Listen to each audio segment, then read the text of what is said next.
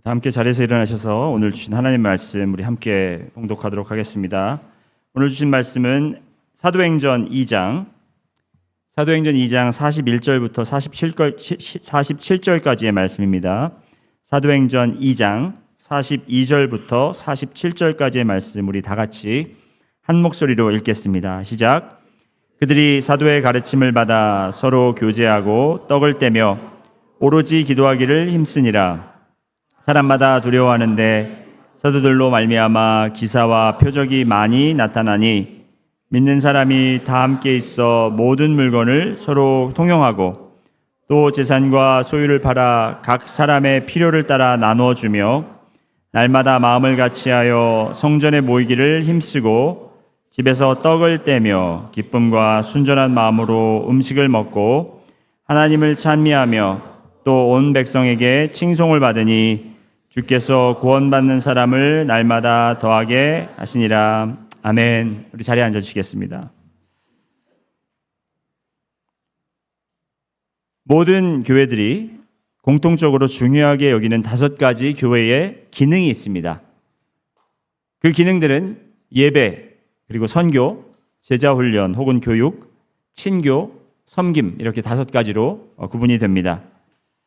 여러분 혹시 제가 이렇게 교회의 5가지 기능을 이야기할 때 캐치하셨는지 모르겠지만 제가 파워업이라는 주제를 가지고 설교 시리즈를 준비할 때 이 5가지 교회의 기본적인 기능을 가지고 그것을 바탕으로 말씀을 준비했습니다.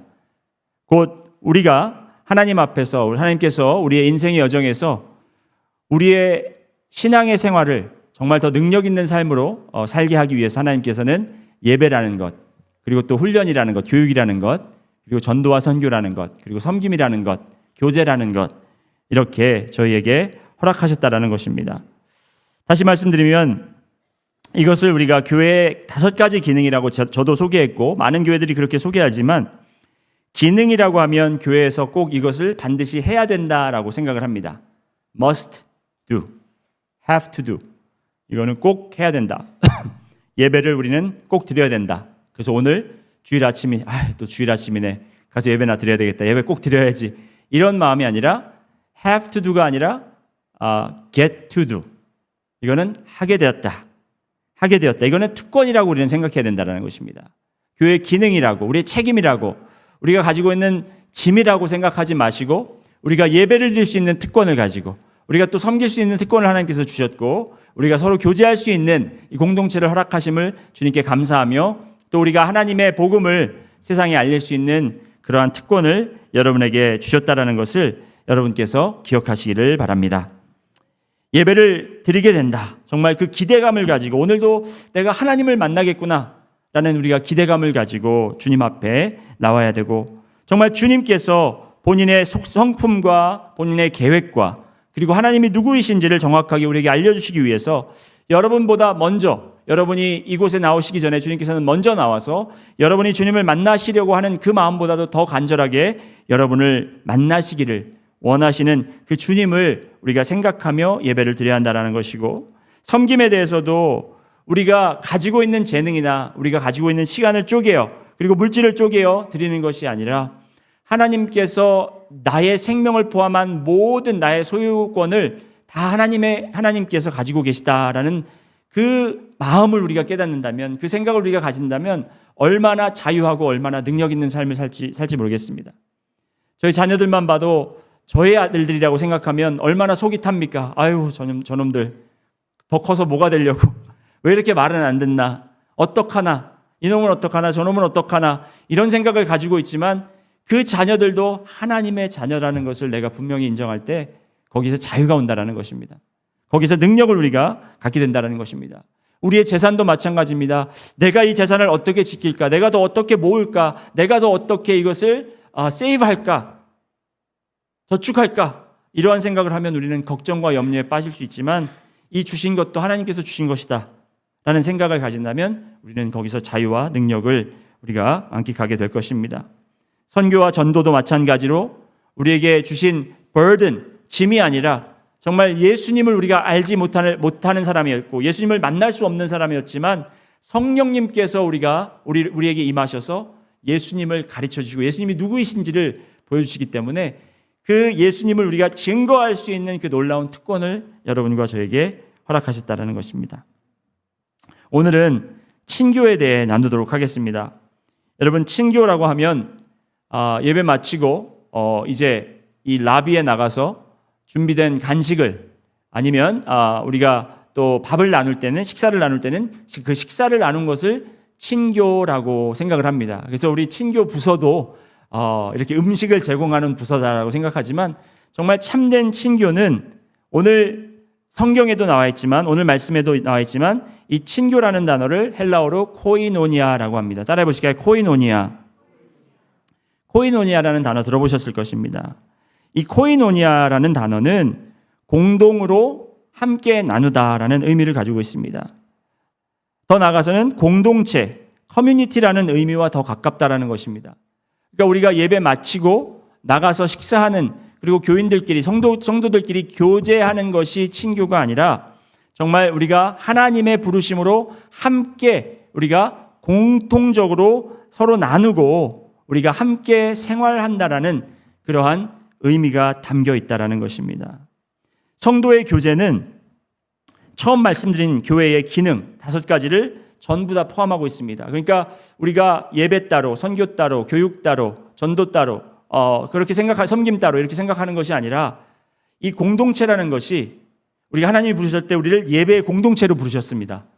우리를 전도하고 그리고 선교하는 공동체로 부르셨습니다. 우리를 섬기는 공동체로 부르셨습니다. 그리고 우리를 훈련받는 공동체로 그렇게 하나님께서 부르셨다라는 것입니다. 그렇기 때문에 이 교제라는 것, 코이노니아라는 공동체라는 의미는 정말 굉장히 넓게 포괄적으로 이렇게 우리가 바라봐야 한다라는 것입니다. 그래서 오늘 친교에 대해서 제가 나눈다고 했지만 결국에는 공동체에 대해서 나누게 될 것이고 제가 친교, 교제, 공동체라는 단어들을 이렇게 좀 interchangeably 섞어서 제가 이야기를 하도록 하겠습니다. 오늘 함께 읽은 본문은 초대교회의 공동체의 모습을 잘 보여주고 있습니다. 그 공동체가 형성된 계기가 무엇이냐면 이제 성령을 받은 제자들이 오순절에 다락방에 모여있는 제자들에게 성령이 강하게 임하였잖아요. 그래서 그들이 이제 성령을 받고 그 은사로 방언을 시작했습니다.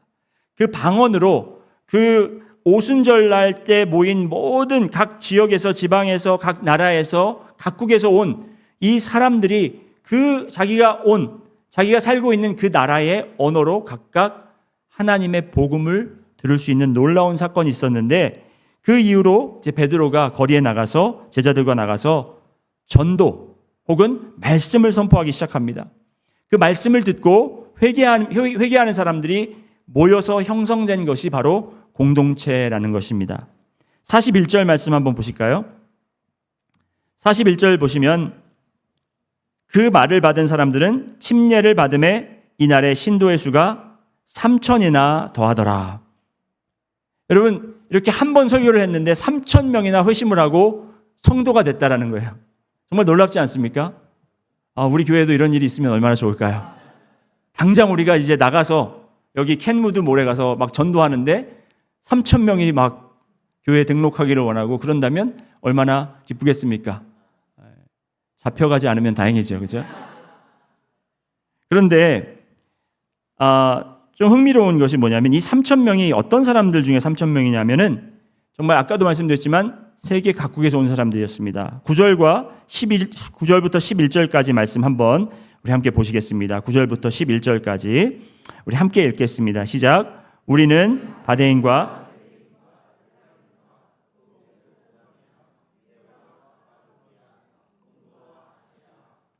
부르기아와 밤빌리아, 에북과 및 구레네에 가까운 리비아 여러 지방에 사는 사람들과 로마로부터 온 나그네 곧 유대인과 유대교에 들어온 사람들과 그레데인과 아라비아인들이라.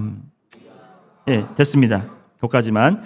자, 여러분 여기 보시면 여러 이 지역들이 나오면서 그 지역에 속한 사람들을 이야기를 합니다.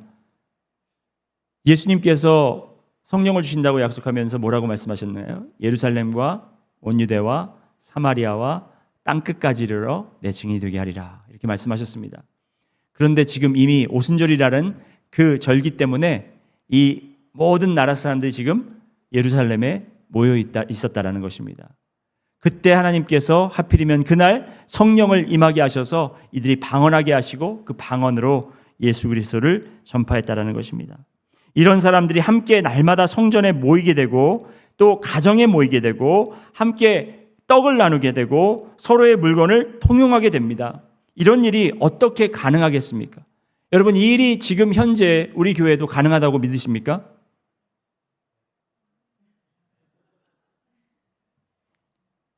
저도 솔직히 믿겨지진 않습니다. 저도 솔직히 이렇게 되는 것이 정말 가능한가라고 그렇게 질문을 던지곤 합니다. 어떻게 그렇게 할 수가 있겠습니까? 정말 생판 처음 본 사람들과 우리가 물건을 나누고 그리고 내 것을 남에게 필요한 사람들에게 나눠주고 그리고 그들과 날마다 만나서 그냥 이들이 만나야 돼서 만난 것이 아니라 정말 그 만나는 것이 기뻐서 그리고 그 만남을 통해서 그들이 얻는 것이 있었기 때문에 그렇게 매일 만나고 함께 회당에 가고 끝나서 이제 빠이빠이 하고 흩어지는 것이 아니라 우리 교회처럼 이제 축도 마치면 바로 그냥 여러분들이 뿔뿔이 흩어지시는 것이 아니라 성도들이 각자의 집으로 가서 사람들을 초대하고 그 집에 모여서 거기서 또 떡을 떼고 거기서 또 말씀을 듣고 거기서 또 서로를 위해서 기도하고 거기서 서로가 가진 것을 나누며 서로에게 필요한 사람들에게 나누어주는 그러한 공동체를 이루었다라는 것입니다. 자, 오늘 질문은 이겁니다. 조금 아까도 그런 질문을 했지만 반드시 우리가 이렇게 살아야만 참된 공동체가 되는 것입니까? 수백 년 동안 교회는 이 질문을 해왔습니다. 수백 년 동안 많은 교회들이 이렇게 한번 교회를 우리가 꾸려나가 보자, 이렇게 교회를 운영해 보자 하고 이러한 공동체를 형성하기 위해서 많은 노력을 했습니다. 성공한 교회도 있었지만 성공하지 못한 교회들도 많이 있습니다. 하지만 지금 현재 교회는 이러한 교회가 되도록 노력도 하지 않고 있는 모습들이 대다수입니다. 이렇게 돼야만이 우리가 반드시 하나님이 원하시는 공동체가 되는 것입니까? 저의 대답은 이렇습니다. 주님의 공동체이기 때문에 저는 어떠한 특정한 모습을 갖춰야 된다고 생각하지는 않습니다. 우리가 반드시 여기 사도행전 2장 42절부터 47절까지 나와 있는 그대로를 모방하고 따라하는 그러한 공동체가 되는 것은 아니라고 생각합니다. 하지만 그 사도행전에서 소개하는 이 교회처럼 우리도 그 정신을 가지고 그 마음 자세를 가지고 우리가 서로 공동체를 이루어야 하는 것은 맞다고 생각합니다. 그 모습은 다를 수 있어요. 우리가 하는 행동들은 다를 수 있습니다.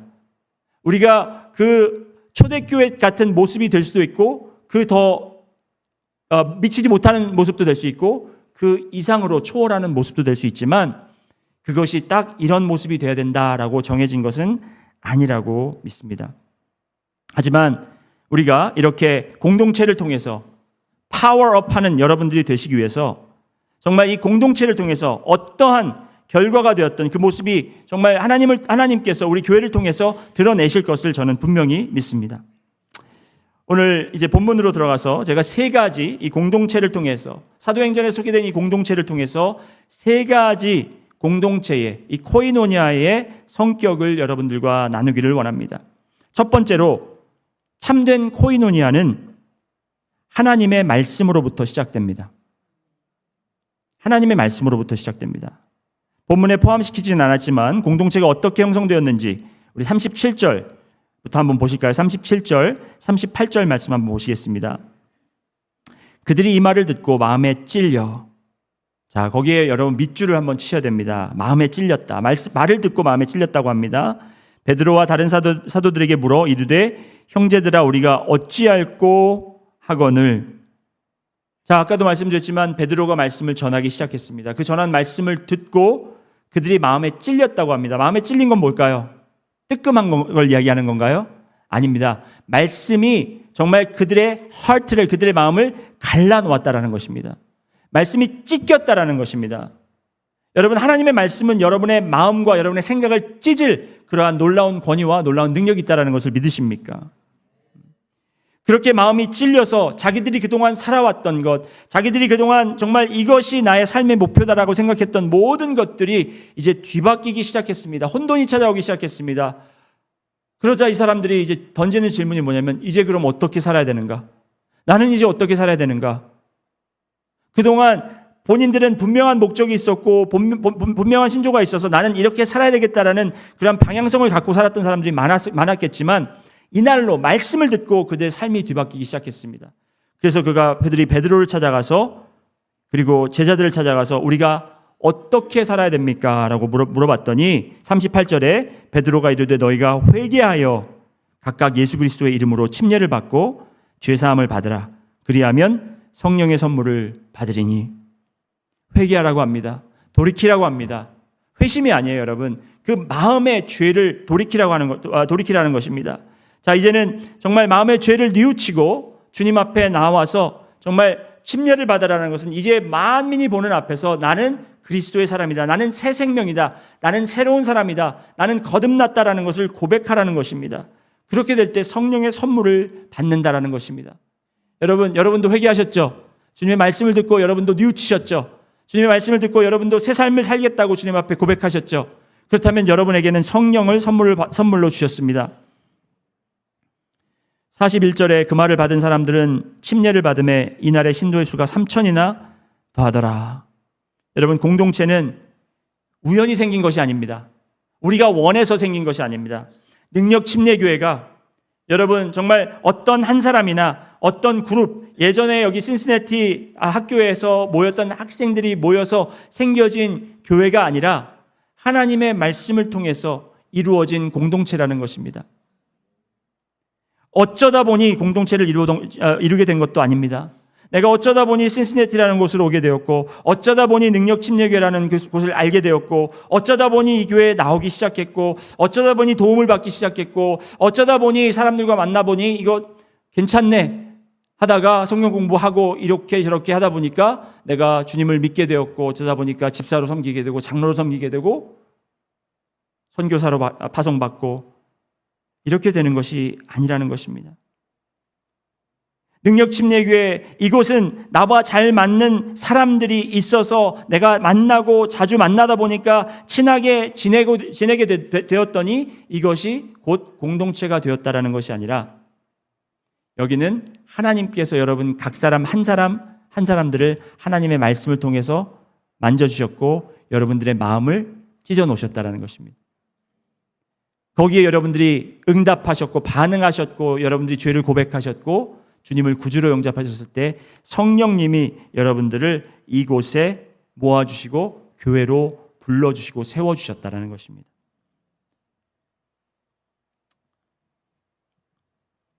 그렇게 모였더니 42절에 그들이 사도의 가르침을 받아 서로 교제하고 떡을 떼며 오로지 기도하기를 힘쓰게 되었다라는 것입니다. 그 말은 분명히 베드로가 전했습니다. 하나님의 말씀은 베드로가 전했습니다. 14절 말씀 보면 베드로가 11사도와 함께 서서 소리를 높여 이르되 유대인들과 예루살렘에 사는 모든 사람들아, 이 일을 너희로 알게 할 것이니 내 말에 귀를 기울이라. 베드로는 자기의 말을 전하는 것처럼 이야기하지만 이것은 하나님의 말씀이었고 하나님이 베드로를 통해서 선포하는 말씀이었습니다. 하나님께서는 말씀으로 이 모든 우주 만물을 창조하셨습니다. 하나님께서 빛이 있으라 했더니 빛이 있었고요. 하나님께서 하늘, 땅 했더니 하늘과 땅이 생겼고, 하나님께서 동물들 했더니 동물들이 그냥 창조되었다라는 것입니다. 하나님은 말씀을 통해서 모든 것을 창조하셨듯이 교회도 하나님의 말씀, 아까 우리 송장로님이 기도하셨던 것처럼 말씀, 하나님의 말씀이 곧 육신이 된 예수 그리스도를 통해서 그 말씀, 하나님과 그 말씀을 통해서 이 교회라는 곳, 공동체라는 것, 코이노니아라는 곳이 바로 형성됐다라는 것입니다. 우리는 새로 거듭난 자들입니다. 우리가 새 생명을 얻었기 때문에 이제 새 가족이 된 것이죠. 여러분이 이제 누구와 혼인을 맺으면 여러분은 그 혼인을 맺은 사람과 이제 가족이 되지만 그 혼인 맺은 사람의 가족과도 또 가족이 되는 것처럼 여러분 우리가 새롭게 그리스도와 연합을 했기 때문에 그리스도의 사람들, 그리스도의 백성들과 우리가 연합하고 우리가 그들과 공동체를 이룰 수 있다라는 것입니다. 다시 말씀드리지만 여러분, 여러분의 선택으로 여기 와 계신 게 아니라는 것을 여러분 깨달으시기 바랍니다. 목사님, 근데 제가 여기 교회에 등록했고 제가 제 발로 걸어와서 했는데, 예, 물론 그거는 맞습니다. 하지만 여러분 그렇게 생각하지 마시고 하나님께서 여러분을 이곳에 부르셨고 하나님이 여러분을 공동체로 부르셨다라는 것을 여러분이 빨리 깨달을수록 우리가 이 공동체를 통해서 강한 능력을 우리가 체험할 수 있게 되실 것입니다. 두 번째로, 코이노니아의 곧 공동체의 일원들이 모두 예수님을 주님이라고 고백할 때 참다운 코이노니아가 형성된다는 것입니다. 모든 공동체의 일원들이 예수님을 주님이라고 고백할 때 공동체는 참된 코이노니아는 이루어진다는 것입니다. 여러분 44절과 44절부터 46절까지 말씀 한번 보시겠습니다. 다 같이 읽어보시겠습니다. 시작.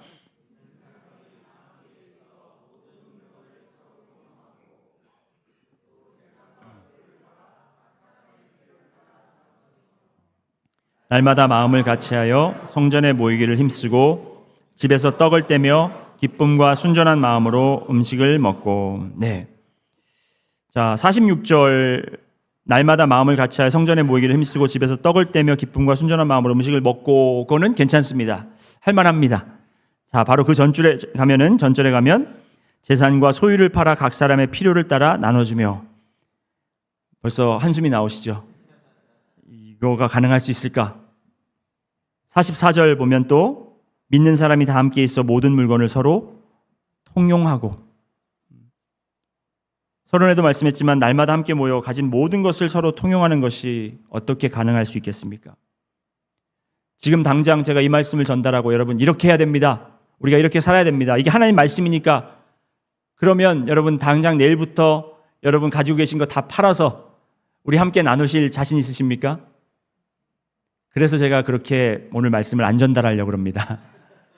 그렇게 해봤자 여러분, 여러분을 과소평가하는 것이 아니라 이렇게 하는 것보다 우리가 더 중요한 것이 있는데, 바로 그것이 뭐냐면 44절에 모든 물건을 서로 통용하고 서로에게 함께 있는다라는 것, 사용할 수 있는 것, 서로가 함께 공유하고 있는 것을 이야기합니다.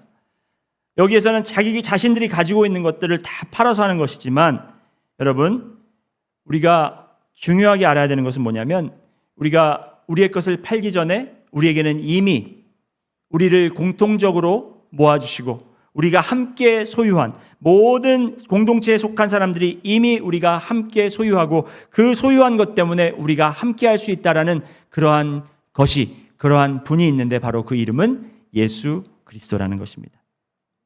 바로 예수 그리스도 때문에 우리가 공통적으로 예수 그리스도가 내 안에 계시기 때문에, 그분이 내 삶의 주인이 되시기 때문에 우리는 서로 함께 할 수 있는 것이고 서로 나눌 수 있는 것이고 또 서로에게 우리가 정말 관대하게 베풀 수 있는 것이고, 우리가 또 날마다 모일 수 있는 것이고, 그리고 날마다 우리가 떡을 떼며 교제하며 기쁨과 순전한 마음으로 예배드릴 수 있는 것이라는 것입니다. 사도행전 4장에 가면 이 나눈 것에 대해서, 공통적으로 나누는 것에 대해서 더 좀 자세하게 설명이 되어 있는데 한번 보시겠습니다. 4장 34절과 35절 말씀해 보시면, 그 모인 공동체 그 중에 가난한 사람이 없으니 이는 밭과 집 있는 자는 팔아 그 판 것의 값을 가져다가, 35절, 사도들의 발 앞에 두매 그들이 각 사람의 필요를 따라 나누어 줌이라. 저는 우리 능력침례교회가 이렇게 사도행전 2장 그리고 사도행전 4장에 소개된 이런 공동체가 앞으로 될 것이라고 믿습니다. 그리고 그렇게 바랍니다. 그런데 그렇게 하려고 먼저 노력하기 전에 우리가 먼저 해야 되는 것은, 정말 내 것을 내려놓고 모든 사람과 공유하는 것을 먼저 우리가 추구한다면 아마 여기에 아나니아와 삽비라와 같은 사람들이 많이 나오지 않을까. 아나니아와 삽비라 어떤 사람들인지 아시죠, 여러분?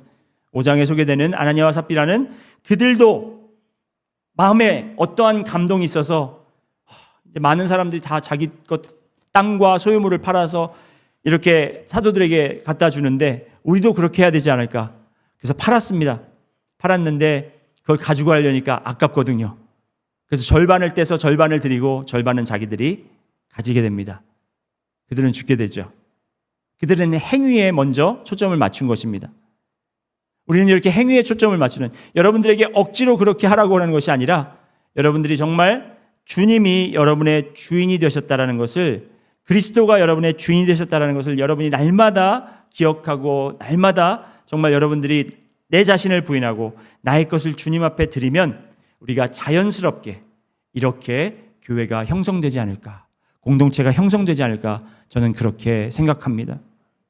사도행전 2장과 이 사도행전적 교회를 보면 사도들이 강제적으로 그들에게 물건을 갖다 팔아라, 바쳐라 하는 말씀이 없다라는 겁니다. 그들이 자발적으로 했다라는 거예요. 누가 물어보지도 않았는데, 누가 그렇게 하라고 하지도 않았는데, 여러분 아까도 말씀드렸지만 이 사람들이 3,000명, 5,000명 단위로 이제 침례를 회개하고 침례를 받았던 사람들은 그 지역에 살고 있지 않은 사람들도 많았습니다. 하지만 그들은 그들의 삶을 이미 정착된 그들의 삶을, 다른 지역에 있는 사람들을 포기하고 지금 이제 다시 예루살렘으로 모여들어 그들의 삶을 완전히 주님 앞에 헌신하며 드리는 삶을 살았다는 것입니다. 우리는 공동체를 너무 가볍게 생각해요. 내가 직장 옮기면 언제나 떠날 수 있는 곳으로 생각합니다. 내가 마음에 안 들면 여기서 저기로 옮기는 것, 그거는 상황만 된다면 우리는 언제든지 할 수 있다고 생각합니다. 하지만 여러분, 교회로 여러분을 부르심이 얼마나 하나님께서 신중하게 여러분을 부르셨고 여러분도 그 부르심을 얼마나 신중하게 우리가 정말 대해야 되는지를 우리가 오늘 말씀을 통해서 배워야 할 것입니다. 우리 능력침례교회 성도님들께서 모두가 함께 공유하고 있는 것, 바로 그것은 예수 그리스도고 바로 그 예수 그리스도가 우리의 주인이 되셨다는 것입니다. 그 예수님은 우리에게 공동체의 참된 모습을 보여주셨습니다. 예수님이 먼저 우리에게 자신의 것을 다 내려놓으며 다 주며 나누며 우리를 위해 헌신한 것을 우리는 볼 수 있습니다. 빌립보서 2장 6절부터 8절까지 말씀 한번 보시면, 그는 근본 하나님의 본체시나 하나님과 동등됨을 취할 것으로 여기지 아니하시고 오히려 자기를 비워 종의 형체를 가지사 사람들과 같이 되셨고 사람의 모양으로 나타나사 자기를 낮추시고 죽기까지 복종하셨으니 곧 십자가에 죽으심이라. 우리 주인 되신 예수님이 왜 우리의 주인이신가? 왜냐하면 그는 이 땅에 오셔서 자기의 자신의 모든 것을 비우시고 생명까지 우리에게 나눠주셔서 우리를 구원에 이르게 하셨기 때문이라는 것입니다. 이러한 예수님을 우리가 함께 공유한다는 것은 예수님을 나의 모든 것의 주인 되심을 고백하는 자들의 모임이 바로 능력침례교회라는 공동체라는 것입니다. 그러한 공동체가 되기를 주님의 이름으로 소원합니다. 아까도 말씀드렸지만 꼭 이렇게 우리가 살아야 참된 공동체가 되는가? 그런 교회들이 어디 있을까? 여러분 궁금해하실 것 같아서 제가 그렇게 사도행전 2장과 흡사한, 초대교회와 흡사한 교회를 하나 소개시켜 드리려고 합니다. 이 교회는 샌프란시스코 쪽의 베이 지역에서 시작된 그레이스 포인트 교회라는 교회가 있습니다. 이 교회는 저와 같은 한인 1.5세 목사님이 지금 현재까지도 담임으로 섬기고 계십니다. 지금은 이 교회가 그레이스 포인트라는 이름을 사용하지 않고 Acts 2 Network라는 이름을 사용하고 있습니다. 사도행전 2장, 바로 오늘 본문의 말씀을 교회의 이름으로 삼았다는 거죠. 이 교회의 특징은 대학교 캠퍼스들을 타겟으로 삼습니다. 그래서 이 교회가 시작된 것이 물론 첫 번째로 학생들 목회로 시작했습니다. 캠퍼스 목회로 시작했습니다.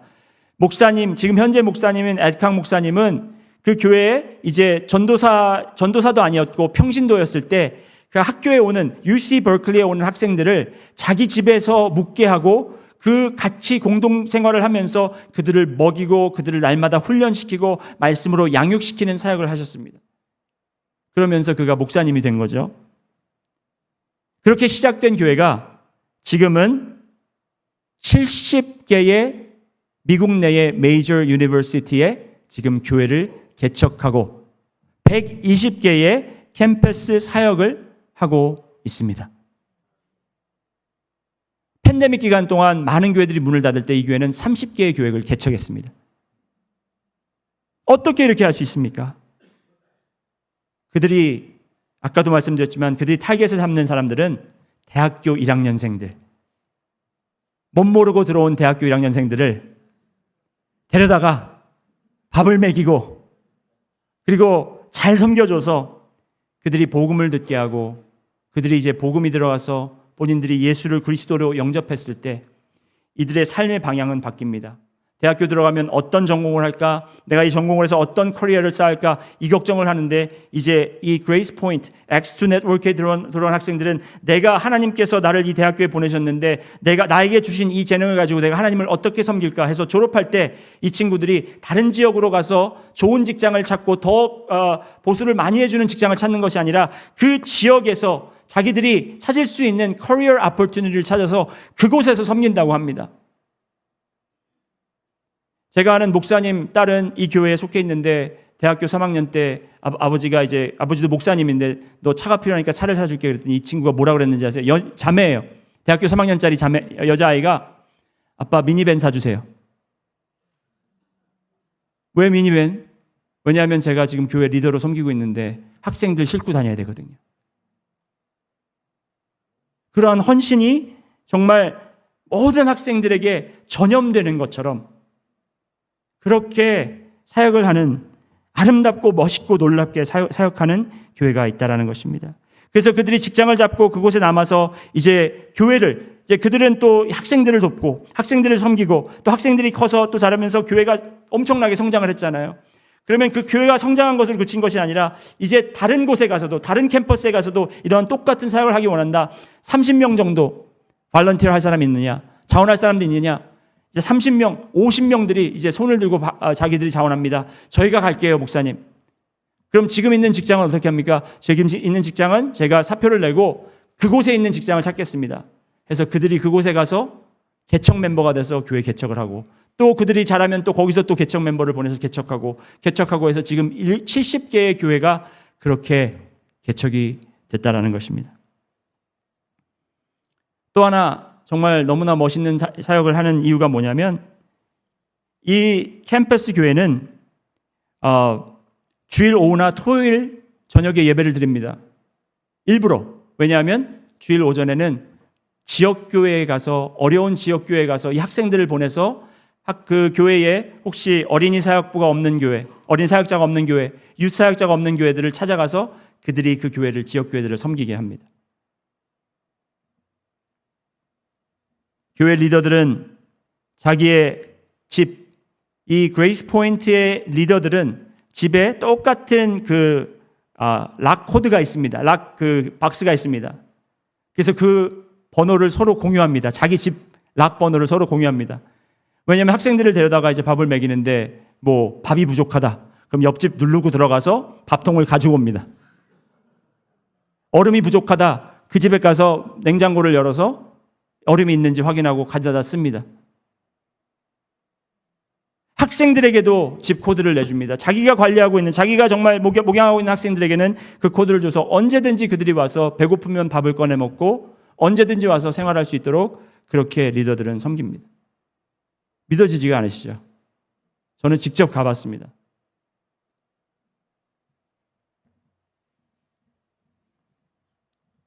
여러분, 물론 이게 캠퍼스 교회니까 가능하다라고 생각할 수 있고 그렇게 할 때 많은 위험도 따르고 그레이스 포인트 교회를 만약에 아마 제가 이렇게 이야기하니까 지금 아마 막 이렇게 구글에서 찾아보시는 분도 계실 거예요. 그레이스 포인트 교회 그런 게 있나? 그런데 그레이스 포인트 교회라고 이렇게 캘리포니아에 있는 교회라고 이렇게 치면 어떠한 아티클, 어떠한 기사들이 뜨냐면 그레이스 포인트 교회를 조심하라. 그것은 이단 집단이다. 그 이단 집단이라는 게 도대체 왜요? 그들이 뭐 예수님이 그리스도가 아니라고 가르칩니까? 아니에요.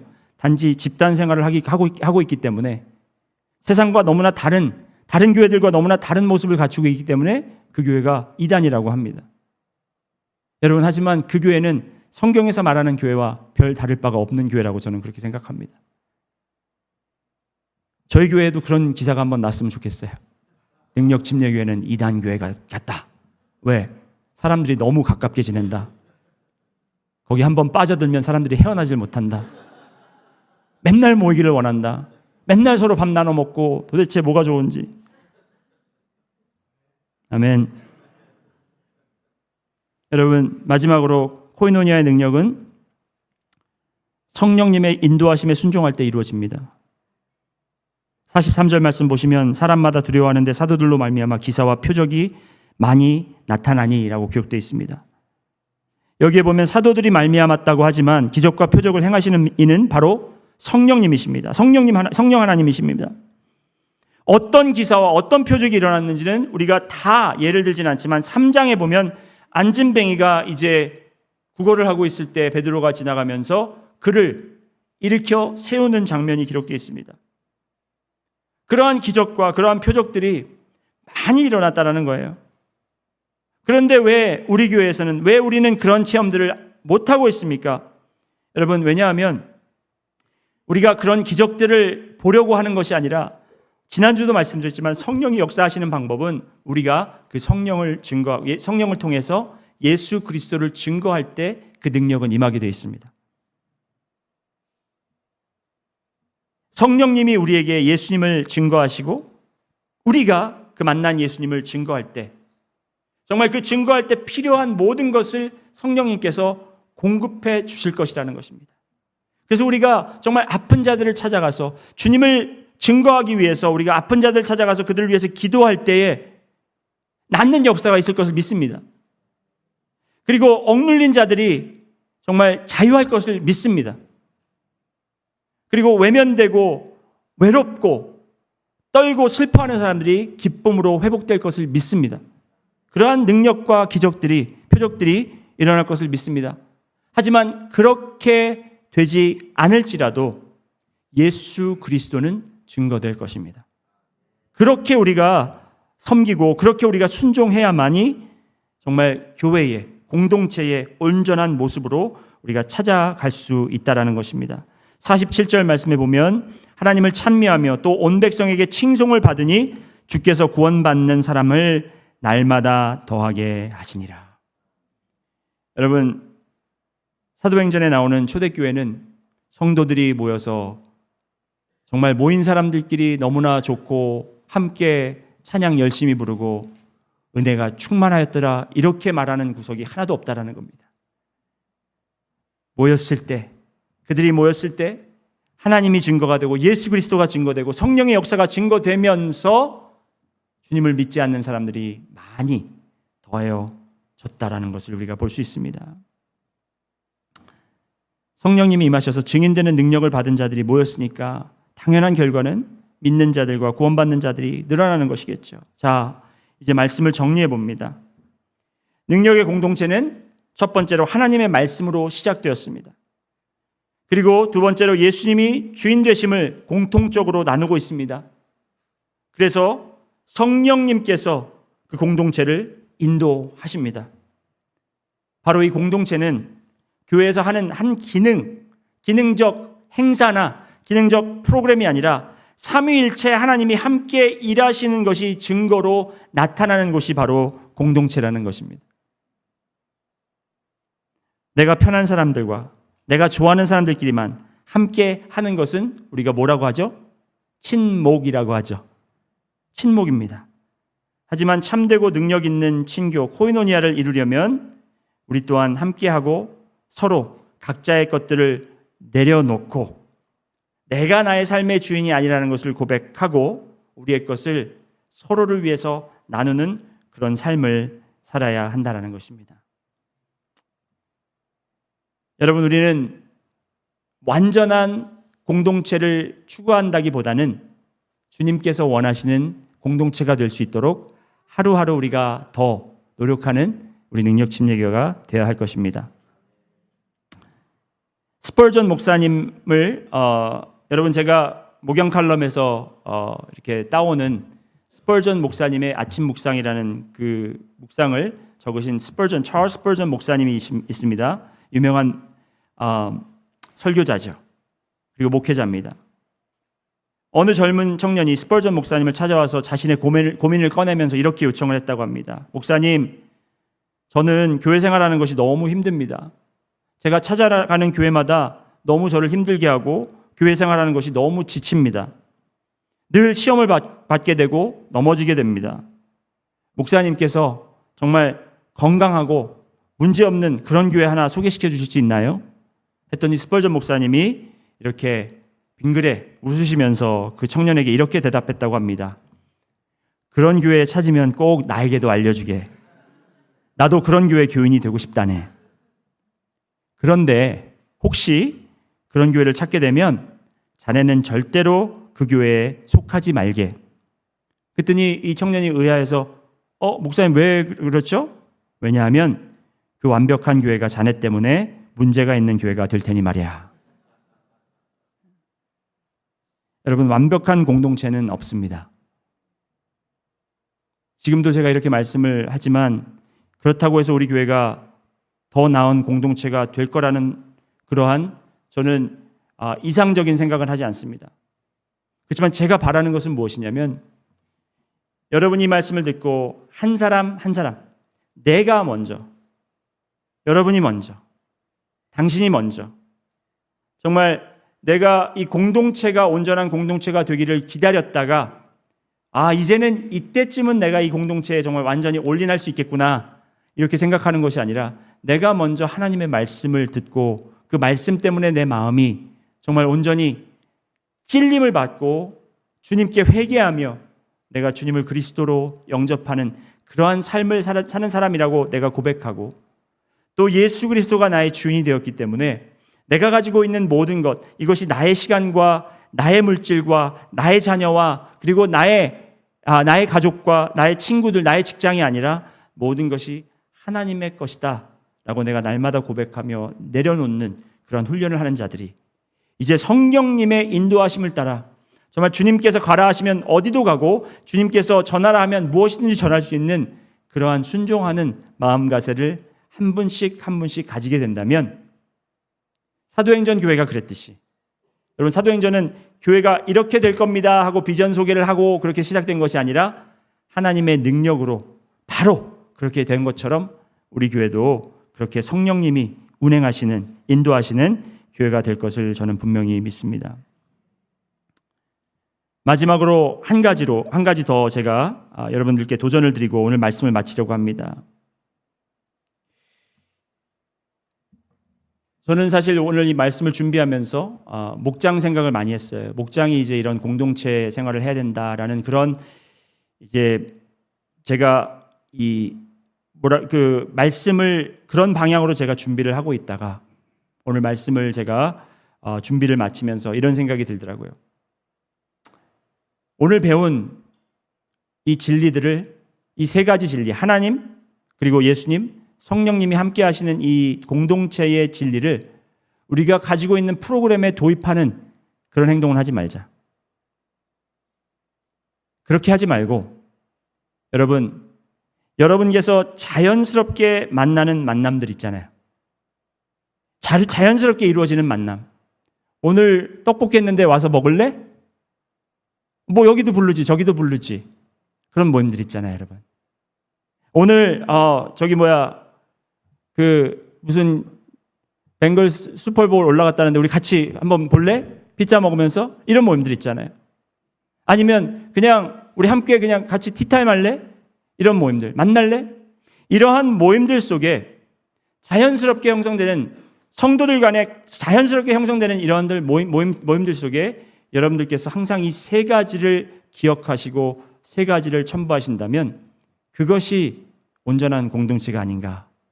우리는 너무나 모든 것을 프로그램화를 잘 시켜요. 뭐든지 이게 좋은 걸 들으면 이걸 어떻게 우리가 그럼 이걸 매뉴얼을 만들어서 이렇게 하고 저렇게 하고 어떻게 이렇게 할까? 여러분, 아까도 말씀드렸지만 사도행전 이 교회가 그렇게 매뉴얼을 가지고 형성된 교회가 아닙니다. 본인들이 주님을 만난 것이 너무나 기뻤고 새로운 삶을 살게 된 것이 너무나 정말 가슴 벅차게 기뻤기 때문에 자기들이 가지고 있는 것을 다 내어놓고도 다 그것을 팔고 내어놓아도 걱정 없고 염려 없고 그것을 남들에게 공유해도 이 내 것이 아니라는 것을 알기 때문에 그들에게는 기쁨이 있었고 그들에게는 정말 죽음이 그들을 위협해도 그들이 믿음이 견고하게 흔들리지 않았다라는 것은 바로 그러한 자연스러운 모임들 속에서 주님께서 함께 하셨다라는 것입니다. 여러분, 세상에 보이는 공동체는 참 많습니다. 여러 가지 종류들의 공동체들이 있고 그 공동체가 더 좋아 보일 때가 있습니다. 예전에 제가 목장 훈련 때도 이 말씀을 드린 적이 있는데 나의 아저씨라는 그런 드라마가 있습니다. 그걸 보라 그러는 건 아니고 여러분들 보고 보신 분들이 많을 것 같아서 제가 이야기 드립니다. 그 드라마를 보면 그 정말 술집인가요? 거기에 모여있는 그 친구들, 어렸을 때부터 함께 자란 그 친구들이 얼마나 서로 그냥 아끼고 너무나 가까운지 그런 모습을 보면서 저게 참된 공동체가 아닌가라고 생각할 수 있습니다. 하지만 그 모임은 주님이 빠졌죠. 아무리 서로 가깝고 서로를 위한다고 할지라도 그것은 하나님의 공동체는 아니라는 것입니다. 교회에는 많은 그러한 공동체들에 대한 프로그램들이 있습니다. 소그룹 모임, 아니면 여성 그룹 모임, 남성 그룹 모임, 목장 모임, 성경 공부 모임, 이런 모임들이 있는데 그러한 모임들은 하나님과 예수님과 성령님은 있지만 정말 그러한 친밀함과 나눔은 없습니다. 삶을 나눔이 없습니다. 우리는 이 두 가지를 정말 함께 할 수 있는 우리의 삶을 나누고 우리가 가진 모든 것을 나누며 하나님의 말씀으로 그리고 예수님이 주인 되심으로 그리고 성령님의 능력으로 우리가 함께하는 그러한 공동체를 형성해야 할 것입니다. 다 같이 기도드리겠습니다. 주님, 우리에게 이 능력 침례교회라는 공동체를 허락하신 감사합니다. 또 이 능력 침례교회 안에 우리 작은 그룹들이 형성되어 있습니다. 목장도 있고 또 저희가 그런 목장이라고 부르지는 않지만 우리 가운데 또 친하게 지내는 사람들도 있습니다. 아버지 하나님, 그러한 모임들 가운데 우리가 정말 주님을 빼고 모이는 것이 아니라 주님에 대해서 나누는 것을 빼고 모이는 것이 아니라 아버지 하나님, 그 안에서 주님께서 말씀으로 우리의 삶에 어떻게 움직이셨는지 어떻게 변화시켰는지를 우리가 고백하게 하시고 또 우리가 가진 것을 서로에게 나누는 것을 아낌없이 우리가 줄 수 있도록 그렇게 인도하여 주시며 또한 성령님의 운행하심과 성령님의 인도하심을 우리가 정말 잘 순종하여서 주님께서 원하시는 대로 아직도 주님을 모르는 자들이 주님에 대해서 듣고 또 그 공동체 안에서 주님을 발견할 수 있고 주님이 증거될 수 있는 그러한 놀라운 계기로 주님께서 허락하여 주시옵소서. 감사드리며 예수 그리스도의 이름으로 기도드렸습니다.